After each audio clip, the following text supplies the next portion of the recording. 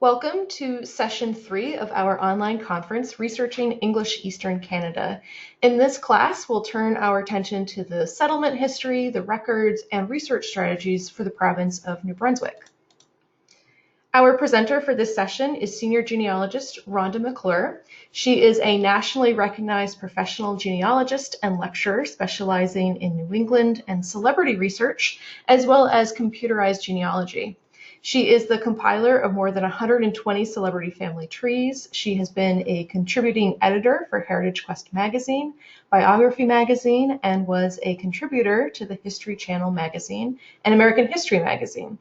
In addition to numerous articles, she is the author of several books, including the award-winning The Complete Idiot's Guide to Online Genealogy, now in its second edition, Finding Your Famous and Infamous Ancestors, and Digitizing Your Family History. Her areas of expertise include immigration and naturalization, late 19th and early 20th century urban research, State Department federal records, New England, Midwest, Southern, German, Italian, Scottish, Irish, French Canadian, and New Brunswick research, as well as internet research, genealogical software, digital peripherals, and she also uses both Mac and Windows machines. So please welcome Rhonda McClure. Hello, everyone, and welcome to the class on New Brunswick research. I hope that everyone's enjoying this particular conference and looking forward to sharing with you some experiences with the New Brunswick records. So before we get started, I want to just go over the key points that we're going to talk about, the history of New Brunswick. We are going to look at some research references, the key records that most of the time you're going to find yourself using, some major repositories, and then we're going to apply those records to a case study. So let's get started by looking at the history of New Brunswick. New Brunswick has some key dates that are important, some of them that actually predate the existence of New Brunswick as a province. So 1749 to 1755, the British were trying to gain control over the area that ultimately became known as Nova Scotia. In 1755, they succeeded in expelling the Acadians. Now, after they expelled the Acadians, of course, they wanted to encourage settlers who were British to come into the area. So in 1758, we find the first proclamation to encourage settlement coming in from the American colonies. In 1784, this is when the province of New Brunswick is set out or created out of Nova Scotia. And then in 1842, there's a final settling of the border with Maine. So as I mentioned, one of the key items was the proclamation to encourage people to go into the Nova Scotia and New Brunswick areas. And the very first of two proclamations was published in the newspapers in and around New England by General Charles Lawrence after the deportation of the Acadians. And it encouraged those living in New England and New York to emigrate to the newly acquired British area. The proclamation entitled "Every head of family to 100 acres of wild land and another 50 acres for each member of his household, up to a total of 1,000 acres." And you can see here the newspaper proclamation that was published in the Boston Evening Post on November 6, 1758. So as the people were coming in and settling, this was great. Unfortunately, after the American Revolution, there was a little display or a little mistake, shall we say, with the border between Maine and New Brunswick. And it got to a point where it almost became an actual war. The tensions were very, very high. Here you can see a satirical cartoon that sort of, emphasizes that escalation with what you see is the president Martin Van Buren, and he's sitting on top of an ox who has the head of Maine Governor John Fairfield, and he's confronting England's Queen Victoria, who is riding a dog with the head of the Duke of Wellington. And then the ox's tail is pulled by Virginia's Congressman Henry A. Weiss. And this was sort of, I mean, the ridiculousness of this, but it was actually, it became known as the Aroostook War, and could have come to blows between in 1839. So here you will see a map that shows the kind of the disputed areas in the unclear description that caused all the problems. Between 1783, at the end of the American Revolution and the treaty, and 1839, negotiations between the British and the Americans failed completely. In 1831, the King of the Netherlands attempted to solve the issue, but his decision was heavily objected to by those living in Maine, which resulted, of course, in the U.S. Senate rejecting it. As prisoners were being taken on both sides from those deemed trespassers, military units were being called up, sent from the U.S. and from the U.S. states, and then for the British, they were sending troops from Quebec. On March 21st, 1839, General Winfield Scott for the U.S. and Sir John Harvey for the British arranged a truce for joint occupancy. However, it wasn't until the Webster-Ashburton Treaty of 1842 that the boundary was actually settled. In the map that you can see here, the map shows the current boundary, which is the yellow line. The lands that the U.S. originally claimed is the blue line, which you can see were heavily into New Brunswick, and the claims of the British was the red, which was heavily into what is now called Maine. What this does mean for some of you, though, is during that time of negotiation and lack of a boundary, you may be in a different area than you thought you were. So let's talk about some of the general reference materials that can really help you in jump-starting your research. For the sake of today's talk, we are going to look at some historical resources, some research guides, and then some key early communities and what was going on then. Some of our historical resources include Margaret Conrad's They Planted Well, New England Planters in Maritime Canada, which was published in 1988. Esther Clark Wright's Planters and Pioneers, Nova Scotia, 1749 to 1775, which was published in 1982. And W. Stewart McNutt's New Brunswick, A History, 1784 to 1867, which was reprinted in 1984. Of interest is the fact that Esther Clark Wright's archives, her collection of research, is located in the Vaughan Memorial Library Special Collection at Acadia University in Wolfville, Nova Scotia. And I have a link to that library special collections page in your handout.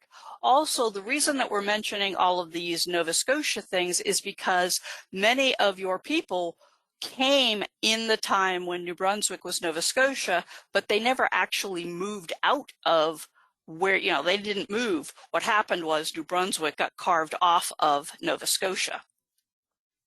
When it comes to our research guides, by far the go-to for you is going to be those top two, Terrence M. Punch's Genealogist Handbook for Atlantic Canada Research, which was published in 1997, and Robert F. Fellow's Researching Your Ancestors in New Brunswick, Canada, published in 1979. There is an awesome New Brunswick, Canada wiki on family search that can give you a lot of good tips and links to certain things. I will say some of the links are out of date on that, so just be mindful that you may have to do a Google search. And American Ancestors New Brunswick Subject Guide, which has just recently been published, and so everything should be up to date on that. Those are some great ways to get started. And here you see the Family Search wiki page, the main page for Kent County, New Brunswick. And the reason I chose one of the counties of the province is because you can look at and do a search in the wiki for, say, Kent County, New Brunswick, and get that main page. But then what you will see over on the right is the actual New Brunswick wiki, so you can always get back to it as your main item. So you're never without the main overarching guide as well. Some of our key early communities, the first one and most important is St. John, originally known as Parrtown. It was incorporated in 1785 and was the first city. Fredericton, originally known as St. Anne's Point, renamed Frederickstown in 1784, and then shortened to Fredericton when it became the official provincial capital on the 25th of April, 1785. And then Moncton is another major city or early city. It was originally founded in 1766, the result of the arrival of Pennsylvania Dutch immigrants, but it was not actually officially incorporated as a city until 1855. And here we can see a map of some of these major areas. Notice that we have Moncton is down here. Fredericton, of course, is our capital, and then St. John down here at the tip, right on the waterway. Although they've abbreviated it as ST, as St. John, the Saint is always spelled out in New Brunswick. And so that's an important thing to keep in mind. Let's jump right into our key records. And not surprisingly, you're going to recognize many of these key records. We're going to talk about vital records, census, church, newspapers, land records, and probate. And we'll get started with our vital records. Now, vital records for New Brunswick are not as warm and fuzzy as we would like, in the fact that they did not get created until much later. There was an 1812 law that did require all of the counties to register the marriages. And that's kind of a hit or miss. There's some gaps in there. The official act to provide for the registration of births, deaths, and marriages was not passed until the 5th of April, 1887, and then that didn't actually go into effect until the 1st of January, 1888. The vital records that do exist are available through the Provincial Archives of New Brunswick, the American Ancestors and New England Historic Genealogical Society's Research Center in Boston, and Ancestry also has some of the indexes. Looking next at our census records, because of the history of New Brunswick, we have to remember that some of the areas may be under different places. So in other words, some of the earliest records were the Acadian census. These are probably not going to affect you so much, predominantly because that was the French, and this is before the Brits are getting into it, and our New Englanders and or the British over in the UK are actually coming and settling. But the Nova Scotia censuses of 1762, 1763, and 1767 are certainly going to play a role. Unfortunately, these don't actually have names. These are just statistical countings of the inhabitants. And then there is the 1783 St. John River Valley, which is head of household. The first New Brunswick censuses are the 1803, which was a head of household that exists, unfortunately, only for Prince William Parish, Hopeville, Sackville, and Westmoreland. There's the 1820 head of household that exists for Botsford and Dorchester, and then the 1821 census that exists for Grand Manan. So these pre-1851s are sort of a hit or miss and kind of very scattered. And usually we find ourselves working, obviously, with the more traditional records that begin census-wise in 1851 and are currently available up through 1921. This is when the entire province was enumerated and was when most of us see ourselves researching in these records. Unfortunately, the 1851 census for New Brunswick, there's a lot of missing returns. They don't survive. And in your handout, there is a note that tells you what is missing in the 1851, because there's some entire counties that do not survive. And so unfortunately, in those cases, if that's where your ancestors were, the 1861 may be your first hint that somebody was there. So Fellow's book and Punch's book are excellent at telling you exactly what counties are missing and exactly what towns within the counties are missing. So you'll want to check those out. Because of the lateness of our vital records, we obviously need to turn our attention to the church records when it comes to trying to find births, marriages, and deaths in New Brunswick, especially prior to, the late 1800s. The Anglican and Catholic religions are the predominant denominations in New Brunswick, and then the other religions that are more popular or more known than, say, some of the others are the Baptists, the Congregationalists, the Disciple of Christ, Methodist, Presbyterian, and United. Here they're just arranged alphabetically. It doesn't mean there's more Baptists than there were Presbyterians. They're just arranged alphabetically. Because of the lack of vital records, another strong resource is newspapers. And because of that gap in vital records, Daniel F. Johnson kind of made it his mission to abstract the vital records as they appeared in newspapers of New Brunswick from 1784 to 1896. And his compilation ultimately became 102 volumes of these abstracts. The Provincial Archives of New Brunswick has a newspaper directory as well. And the University of New Brunswick has an impressive newspaper collection, some of which they are digitizing. And then, of course, there's always Google Newspapers.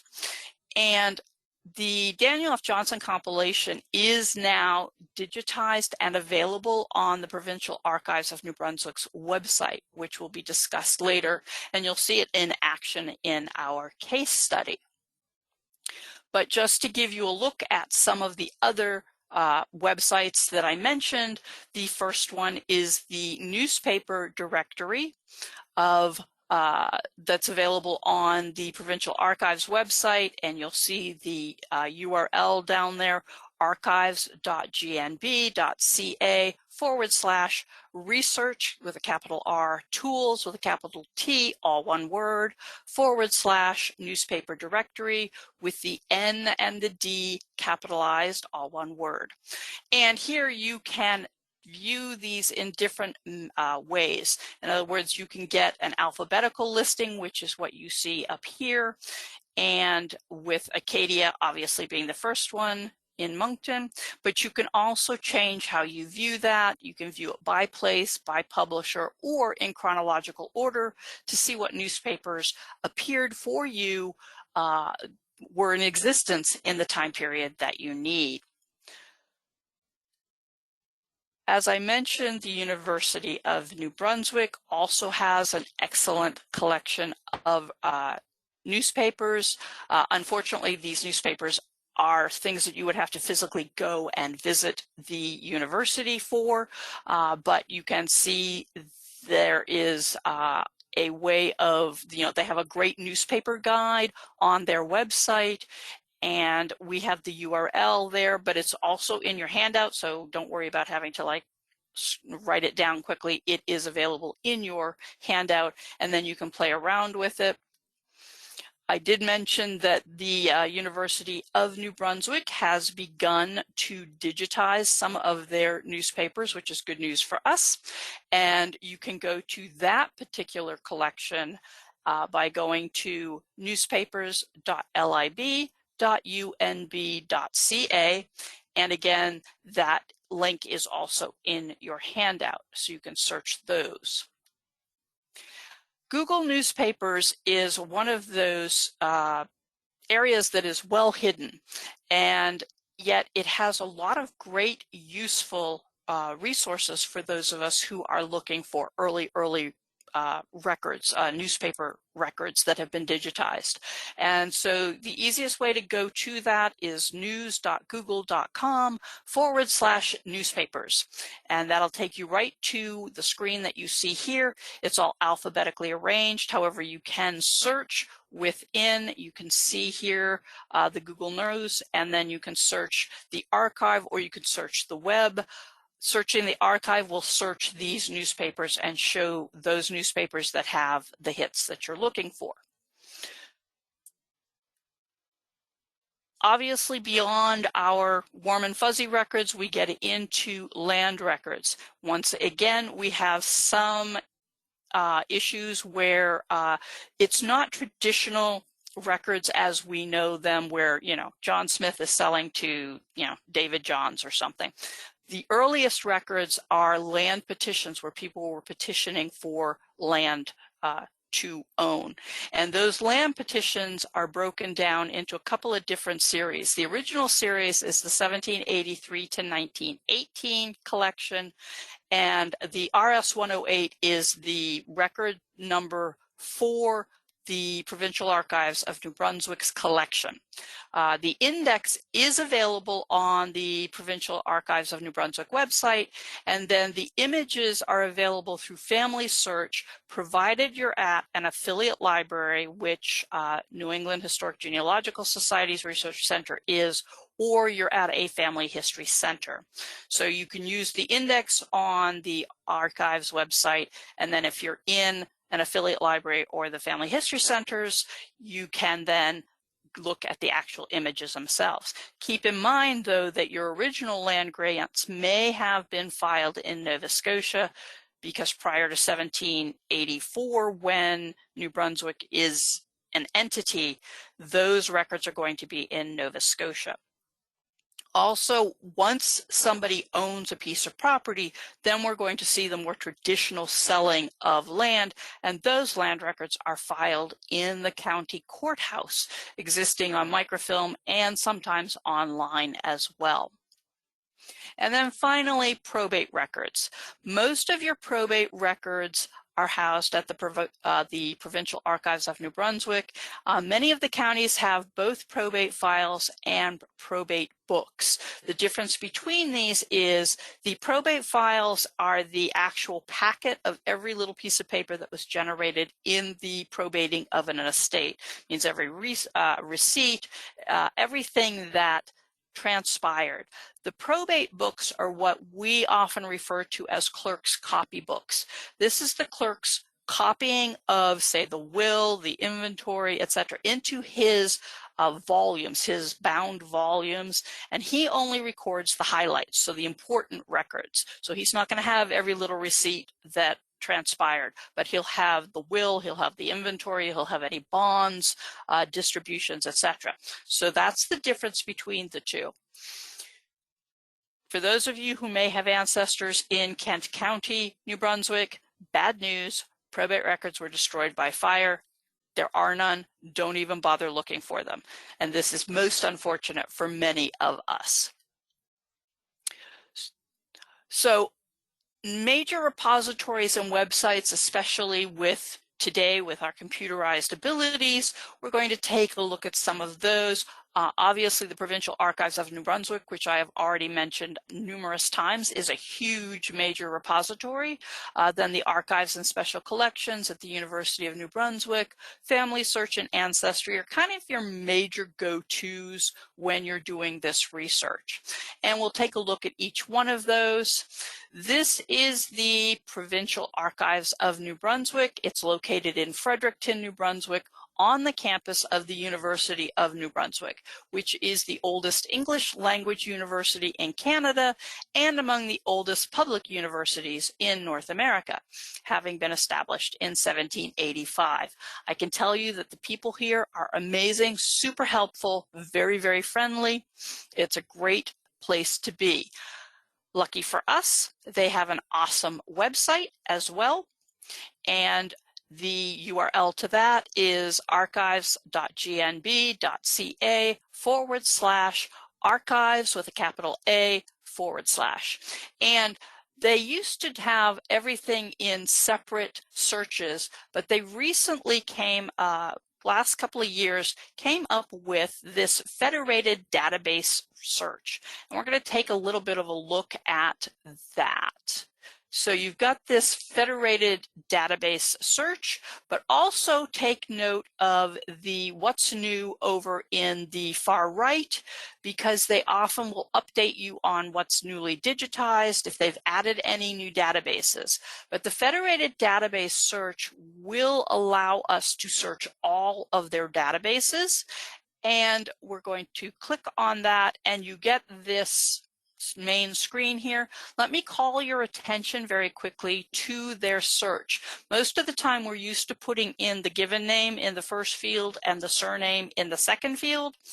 It's the exact opposite here. You want to put your surname in the family name and at least the first letter or so of the given name in the second box. Now, unfortunately, there is no wildcard searching with the family name. It searches exactly as you look for it. So if you know of variations in the spelling of your surname, you're going to have to do multiple searches. Additionally, you can control the year range that you see with if you're not working obviously in the 1600s, you don't need to search for everything, especially if you have a common name. So you may want to condense that to a specific area when you're working with your family.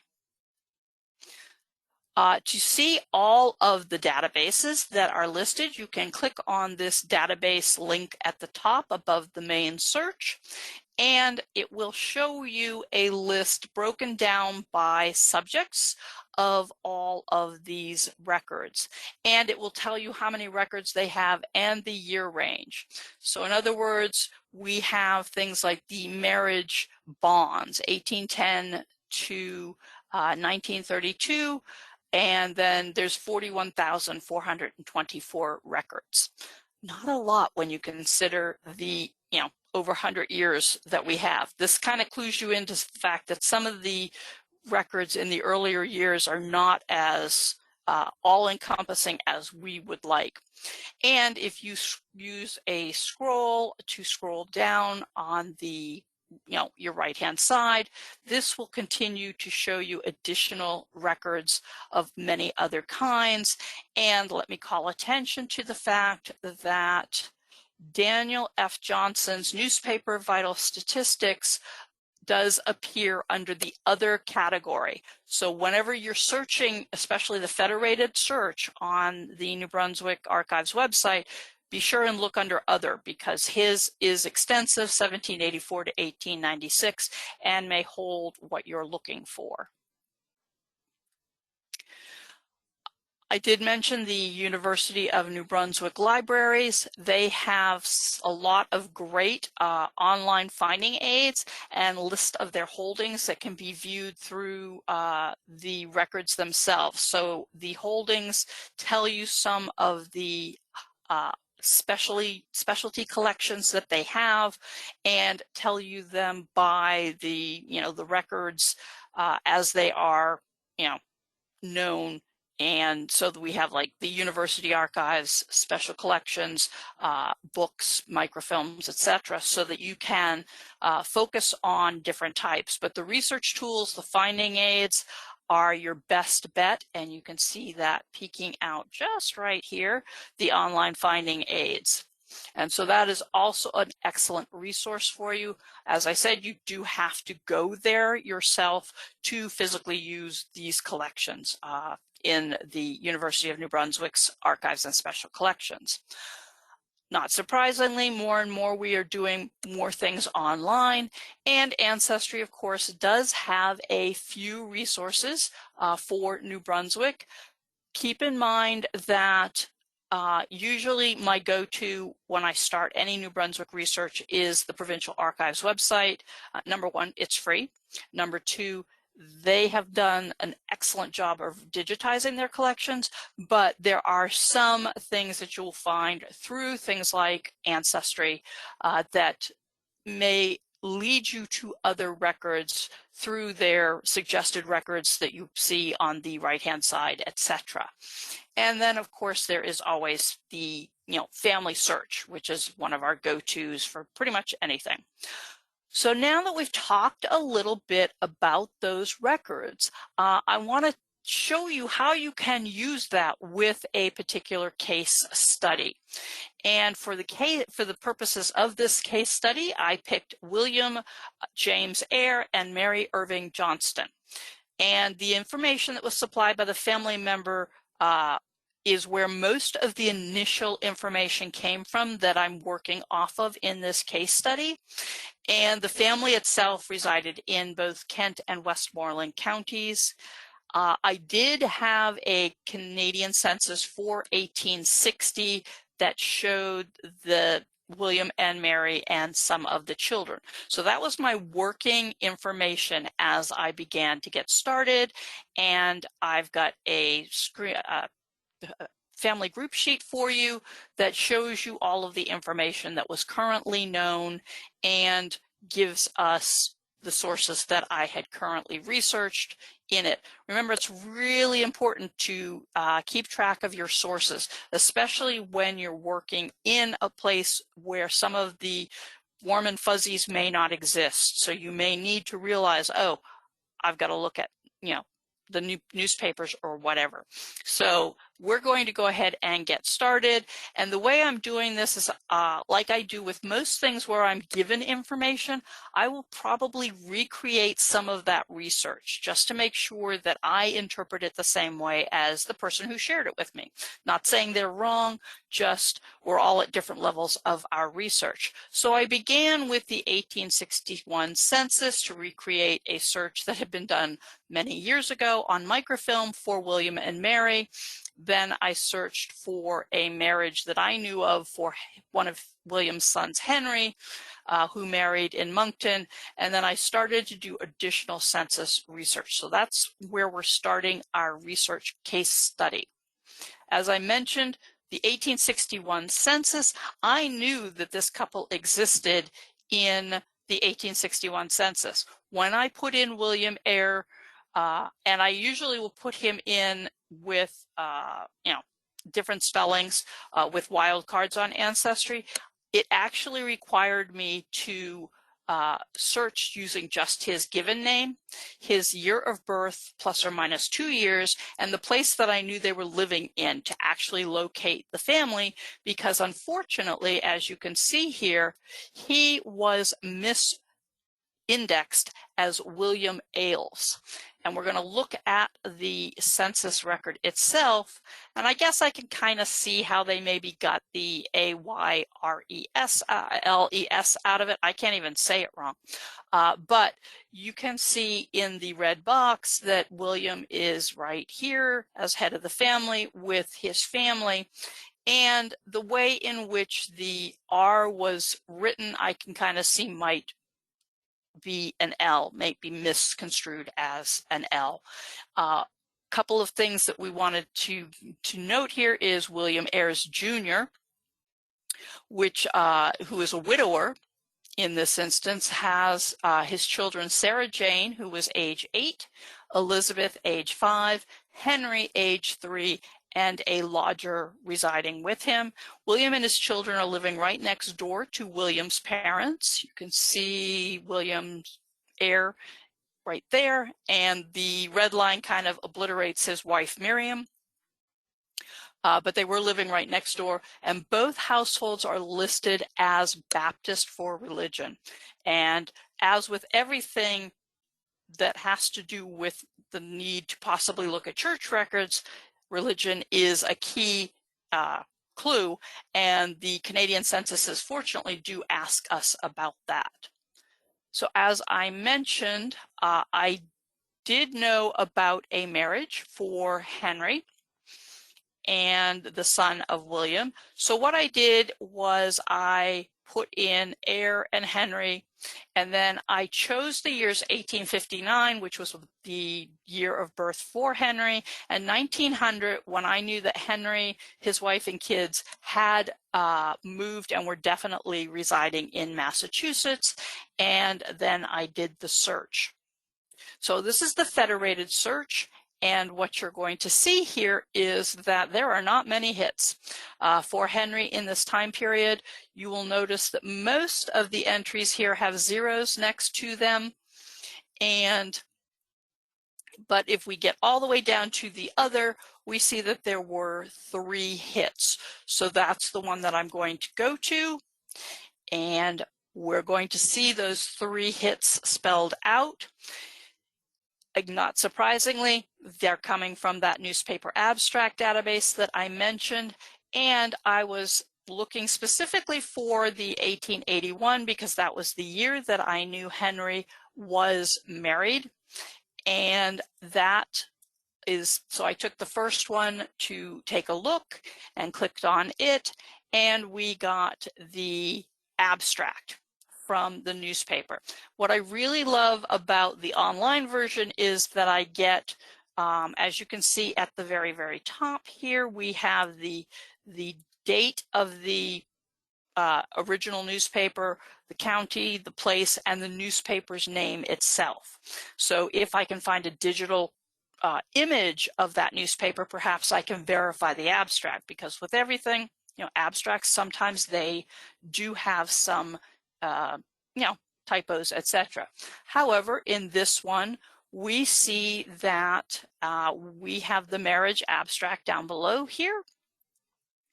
And it does say that Henry, the abstract mentions that they were married at the Baptist parsonage on Wednesday, the 2nd of November in 1881 by the Reverend G.O. Gates, and that it was Henry H. Eyre and Miss Bessie Dollar, all of Moncton.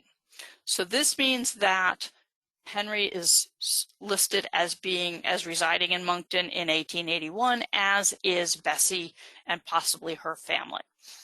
So while I had a marriage document, it did not indicate who married them, and it did not indicate the religion, as this abstract did. So sometimes even if you've got something already, you definitely want to look for additional details. Going back to our censuses, I then went and looked at the 1881 census for William, and it indicated that William is now 46. He is Baptist. He's now married to a woman named Caroline, who is a Methodist. And in the household is a Verena, age 14, who is Baptist, and a boy, William, age 1, who is Methodist. Also in the household are 5 children with the surname Dickey. So obviously this is a blended family. And I know that we went from 1861 to 1881. I have yet to find this family in 1871. Traditionally, I would do every 10 years. 1871, William does not appear that I have been able to discover. So with this information in the 1881 census, I thought, let's go back to the federated database on PANB, the Provincial Archives of New Brunswick, and do a search for a potential marriage for William and this Caroline. And because there were those Dickey children, I did a search for a Caroline Dickey. and found that we had a 1879 marriage record. Now, I chose Caroline's name because I figured it would be a little less common than William Eyre. It turns out the Eyre surname, very, very common in New Brunswick, especially in the counties that I was researching in. So we found this 1879 entry. When I click on it, it gives me an abstract of that index entry. So the county in which the event took place, the film number that you see here is actually the Provincial Archives film number. It is not the Family Search film number or anything like that. So keep that in mind. That's a film number that probably isn't going to mean anything to you when you're trying to locate it, unless you're reaching out to the Provincial Archives. The record itself is supposed to be on page 417, and certificate number is 5494. The date of the marriage is the 29th of July, 1879. And here we see William J., William James Ayres, and Caroline Dickey. Now, because this wasn't digitized, I did have to go to the microfilm and pull up the original record itself from the microfilm, which we see here. And this record was found at the American Ancestors and New England Historic and Genealogical Society's Research Center in Boston. We do have the New Brunswick microfilms for available births, marriages, and deaths, along with some other records. In this case, we find that the marriage is taking place, in 1879, and they're in the parish of Wellington, which is where William was living with his 3 young children in 1861. So it looks like the family isn't doing a whole lot of moving around here, and we are in the county of Kent in the province of New Brunswick. Caroline Dickey of the same parish, so they're both from Wellington, and that they were married by license, giving the date. So in this instance, they weren't married by banns, which was a very Anglican thing to do. It turns out that this couple was married by a Presbyterian minister in this instance. And then we have their signatures and the list of the people who were the witnesses. So what I can say from this is that of the children that I had on that family group sheet, there was one who had very little information, little Verena. She was at the very bottom. She had no birth dates or anything. But in the 1881 census, we did find that she was 14 years old. Now, what that tells me is she cannot be the child of Caroline. So I went back to the Provincial Archives Federated Search, and in this case I opened it up to 1861 to 1879, when I knew that William had his first marriage, the other marriage to Caroline, and I found another entry in the marriage records for 1862 that had a William J. Ayres. And William James Ayres, spelled various different ways, he is the only one that I have found who consistently uses a middle initial or middle name. And so I was intrigued by that and went ahead and clicked on that link. And again, we find ourselves in Kent County, again with that same film number that is not a, that is a Provincial Archive film number, in this case page 12, certificate 3331. So again, we have that index entry with the highlights, but we see a William J. Ayres and a Rebecca Jane Hicks who are getting married in 1862. I once again went and took a look at the microfilms and found the original marriage record again, and we see William Eyre and Jane Hicks are getting married, both at the parish of Wellington. So you can read it right up at the top here. William Ayres and Jane Hicks, both of the parish of Wellington, were married by license with consent by parents. Too bad the parents weren't mentioned. On the 7th day of January, 1862, by me, D. McPhail, Baptist minister at Bucktouche. So again, I'm finding some commonalities. Obviously, the Baptist minister, which we know William was, and in the 1881 census, Verina was listed as Baptist, whereas Caroline was listed, the third wife, what turns out to now be the third wife, Caroline, was mentioned as being Methodist. And so given the date of marriage for this couple, it is very likely that this is Verina's mother, but I can't say with 100% sure without doing additional research. So we return to the censuses, and I keep coming forward. And in 1891, we see that William's still married to Caroline, and they're kind of split over both of these items. So they start up here at the top with William Ayres and Caroline and August or Alberton, and who is age 11. And then it comes and continues on to the second page down here, where we have Carrie age 7 and Annie age 2, along with those 5 Dickey children still. Now, question does arise because in the 1881 census, we had a boy named William who was 1 year old. So has he died, or is he now going by the name of Alberton? Something that would need to have some further research done. Didn't do it for the purposes of this case study for here. But I now went forward to the 1901 census, and one of the things that I really like about the 1901 census for Canada is that they started to ask for the birth dates of everybody in the household. And I find that we have the birth date that was supplied to me in the original records that I got many, many years ago from somebody. And it tells me that he was born on November 20th. Oops, there we go.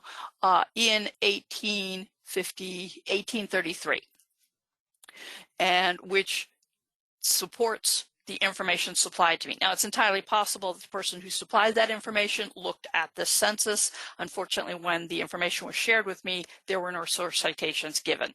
But again, it does indicate that William is Baptist, so he is maintaining true to his faith.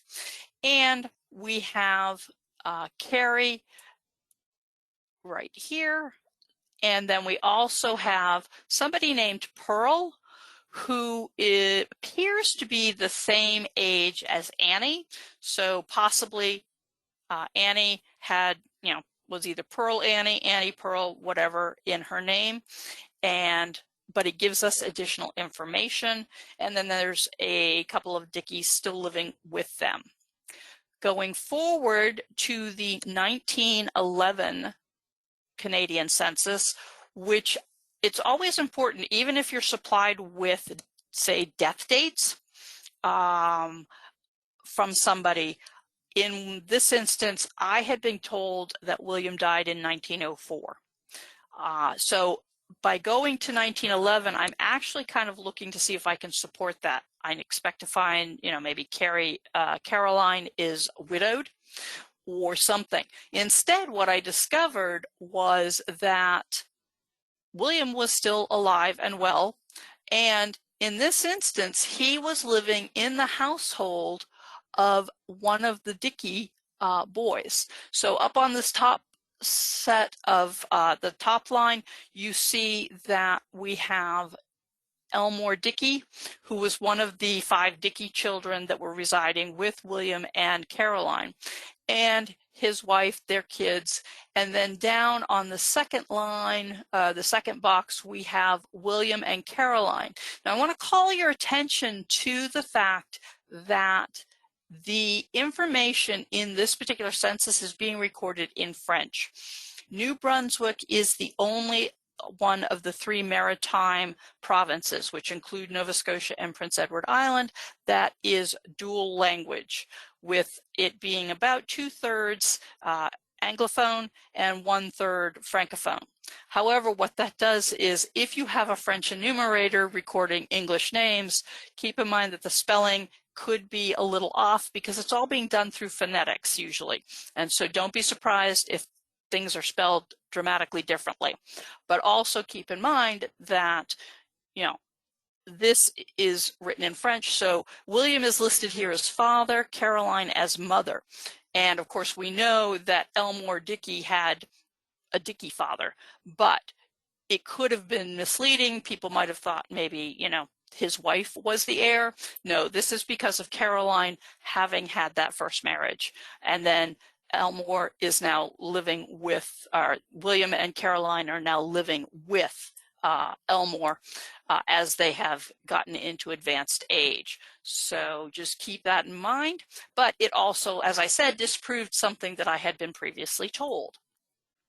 So I returned again to the PAMBI Federated Archives search, and this time I didn't do anything as far as the year range. Remember, I told you you can control the year range. In this case, I left it just at its defaults. I put in heir, A-Y-E-R, I put in William, I did the search, and found a few things. And obviously not all of these were going to be my ancestor, but here you can see a more representative view of what happens with the federated search. The births, marriage, and deaths here shows 9 hits. Cemeteries has 4, directories 7, immigration 0, land records 4, and other 16. So the first thing I was hoping for was obviously a death of William, because by the early 1900s, the death records were pretty good. And I started looking at anybody who died after 1911, and even if the middle name wasn't quite right. So that's why you see that William Eyre here in 1916 and William Albert in 1912 have these different, are pink because I've already viewed them. I continued to scroll down of these 9 entries, and at the very, very bottom, I found a William James Eyre. Now, the date is 1889, but in this instance, it is to the index to late registration of births. So these are births that are recorded well after the fact, and but they are recorded on the contemporary vital records as they existed at the time they were doing the late entry. So there's more information than, say, an original 1889 birth may have. But because it was William James, I clicked on it and I took a look to see what we had. And what we ended up with was a late registration for Annie Pearl Eyre. 2 things that supported the fact that Annie in 1891 was Pearl in 1901. They are indeed the same person. And I also learned the maiden name of Caroline. Here we have Caroline Clifford Wood right here. And that she, so we have her maiden name, which was something we didn't have before because, of course, her marriage to William was a second marriage and she was going by her then husband's name. And I have William James above that right here, William James Eyre. It tells me that he was born in Bucktouche.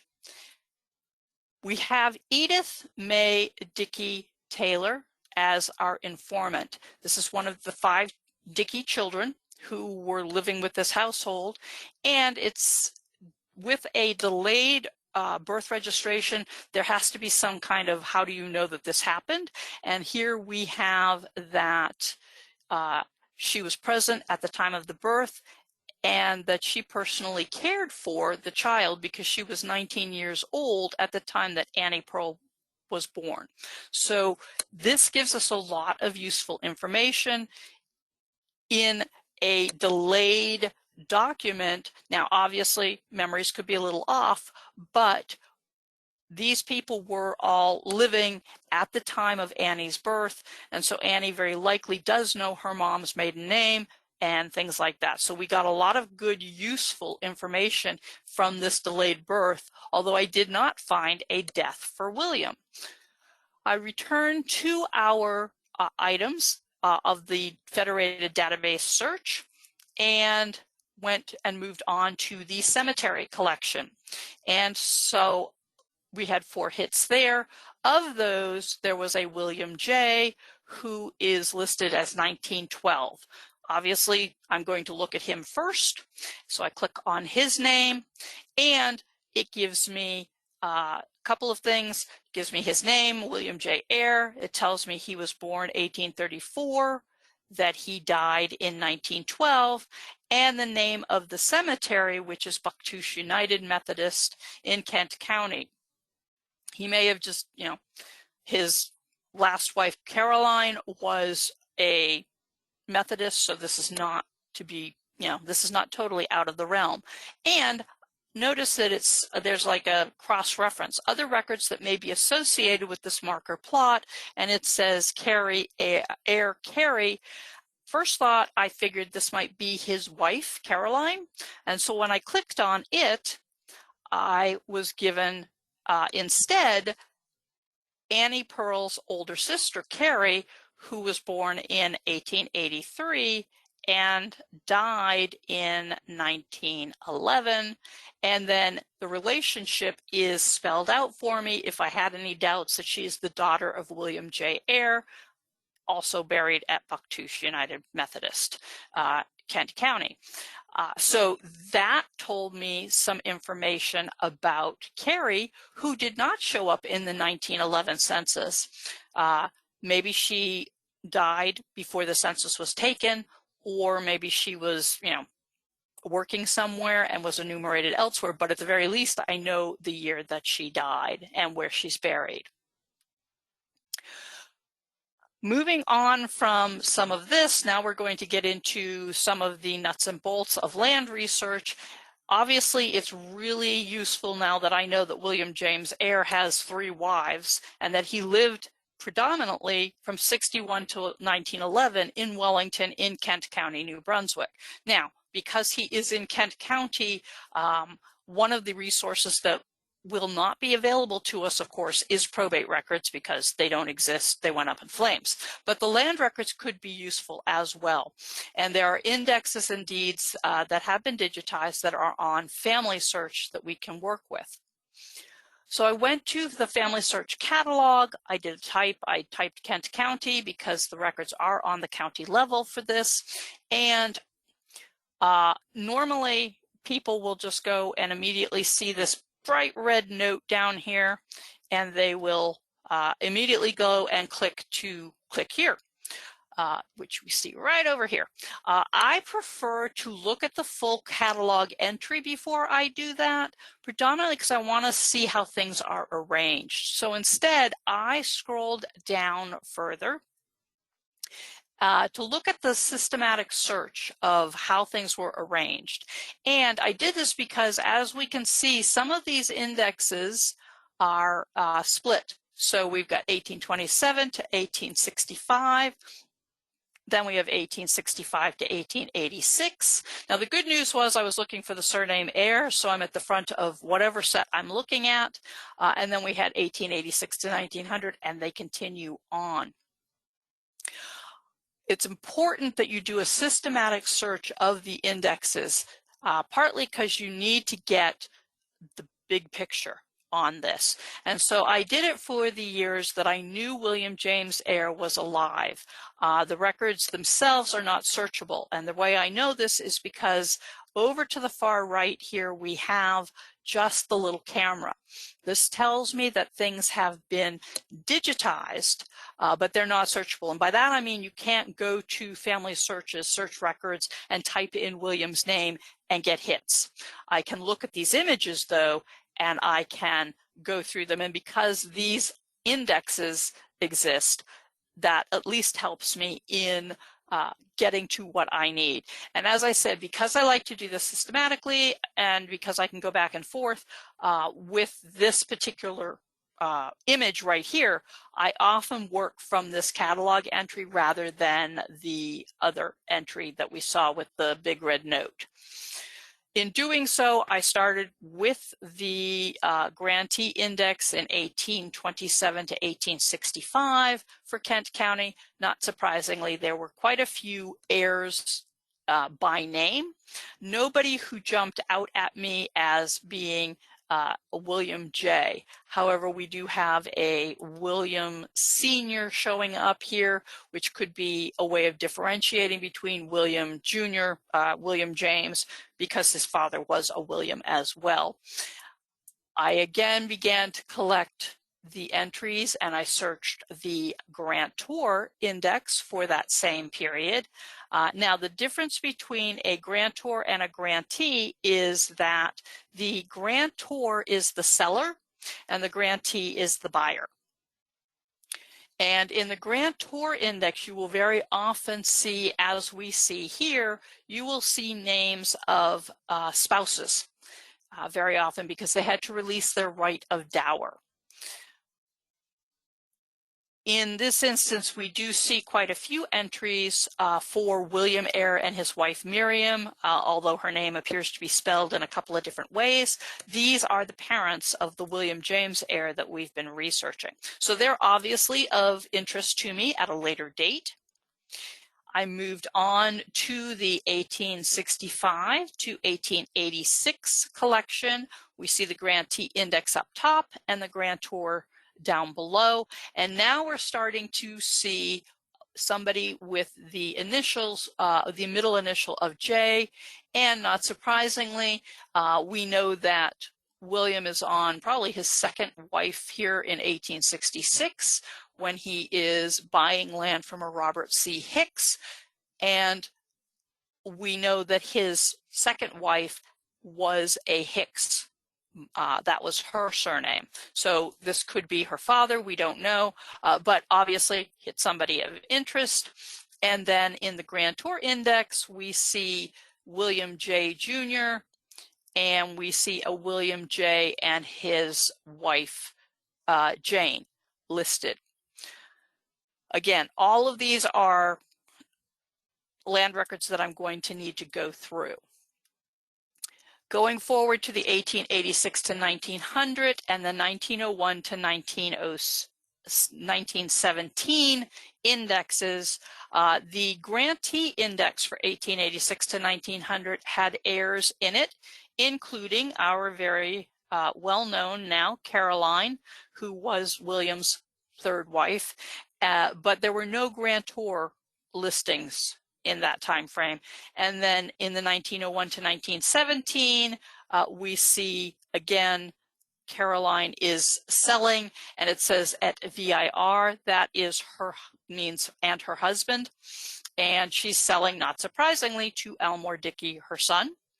And then we see William at UX here selling to a John McPhail, and at UX means and wife. So once again, in a kind of bizarre situation, there were sellers in 1901 to 1917, but no buyers in that index as well. With that, I went ahead and pulled up just a couple of these land records to give you a sense of what they look like. And one of the first ones that I pulled was the one that had a William J. Ayres and his wife Jane selling land. And this is one of those situations where you can't be super specific and say, oh, well, you know, the wife's name was Rebecca, you know, or Jane or whatever. You have to know exactly what you're looking at. You know, you have to be a little fluid.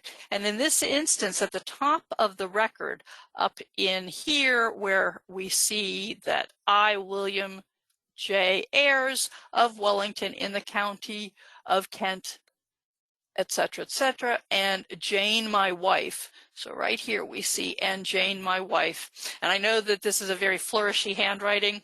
I wish I could tell you this was the exception. It is actually more the rule with these records. However, she is listed as Jane at the top of the document. However, down below where the signatures are being recorded, she is listed as Rebecca J. And then in the release of dower, which was on the second page at the very top, she is spelled out as Rebecca Jane, his wife. So 3 different places in the document, and her name is different in each case. The other deed that I looked at was the deed where Caroline was selling to her son, Elmore. And here we see that Caroline and William J. Ayres, and in this case it's because she bought the land, so she's selling the land. So she is the primary and William is listed as the husband.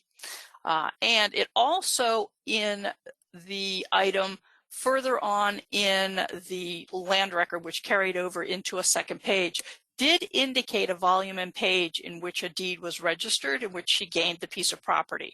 So anytime you see that in a deed, definitely you want to record that, obviously, but you want to check and see if you already knew that from your index abstracts before. So you really have to read a complete deed. It's very important because it can lead you to other pieces of information. When you're working with your land records, it is important to look at each deed for an ancestor. And then you need to track the acreage being purchased and that being sold. And you need to sort of have a running total of both. And if those don't equal each other when you've run out of land records that you found in the index, then you're missing records, either through inheritance, through, the petitions, the land petitions, or something, depending on. So if you've got more acres being sold than you appear to have him acquiring, he either inherited or he got it in a way that wasn't recorded in the county land records. So all of those things are important. You can't pick and choose your land records, even though I kind of did that just to show you, because he has so many, we'd be an entire hour just looking at his land records. At this point, going forward with the, with our case, the first thing I discovered was how common the Ayres surname was, especially in Kent and Westmoreland counties. And it was really necessary for me to first work and recreate that wheel with the information I was sent so that I could get a real good understanding of who was who, and that Baptist denomination for William was very, very important, because many of the other heirs were of other denominations, but they all named their kids the same things. There are William Ayres, they're all over the place, and they're not all related. Now, the downside to William and his family being Baptists is the fact that I can't augment my information for births with church records, because the Baptists don't do infant baptisms. So our research analysis, William James Ayre had 2 more wives than I was aware of. He lived beyond 1904, and I was able to discover the year of death. He had many more children than I previously knew about. And unfortunately, the Kent County 1851 Canadian census is one of those county censuses that is missing. He's likely living there, but that would explain why I can't find him there.